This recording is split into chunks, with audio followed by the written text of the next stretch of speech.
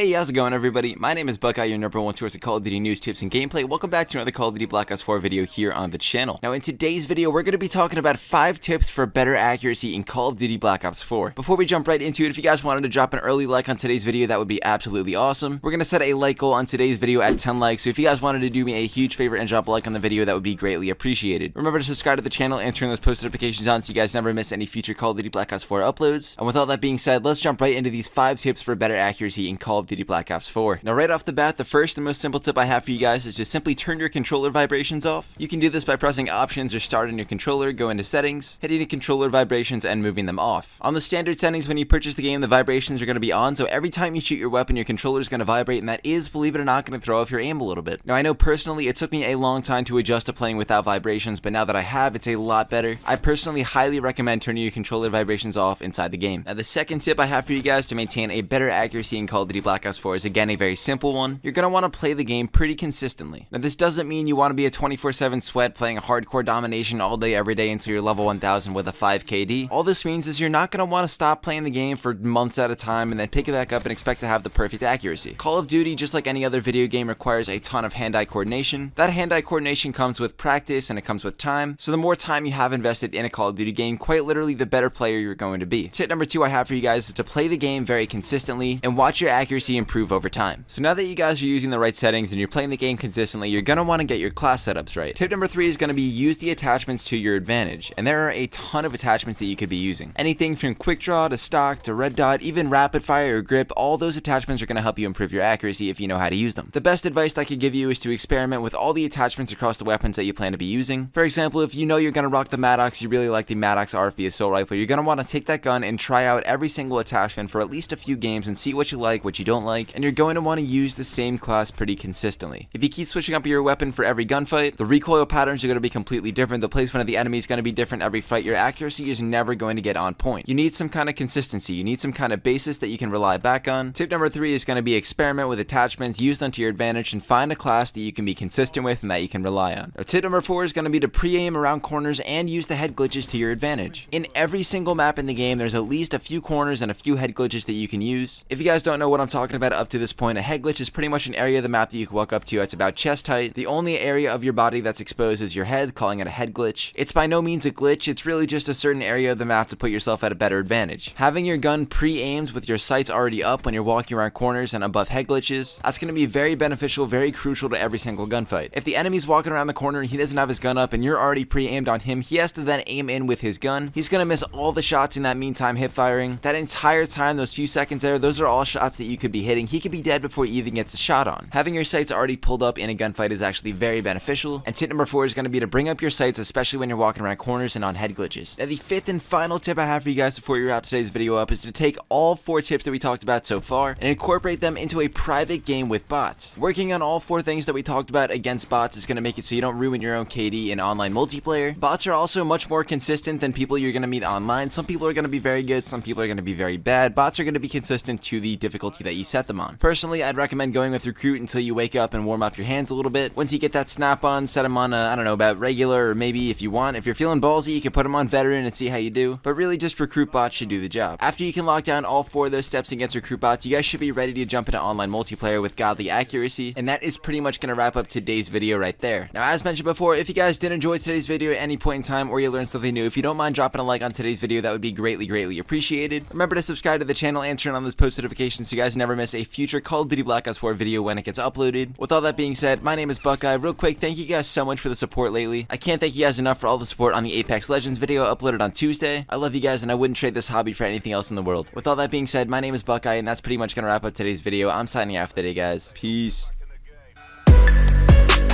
Disappearing visions got the prison division strapped.